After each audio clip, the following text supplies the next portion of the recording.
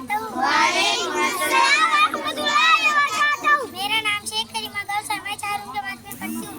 सबसे पहले मैं अपनी तकरीर की शुरुआत एक शेर से करती हूँ। ना पूछ ज़माने से क्या हमारी कहानी है, ना पूछ ज़माने से क्या हमारी कहानी है। हमारी पहचान तो यही है कि हम हिंदुस्तानी हैं। हमारी पहचान तो यही है कि हम हिंदुस्तानी हैं।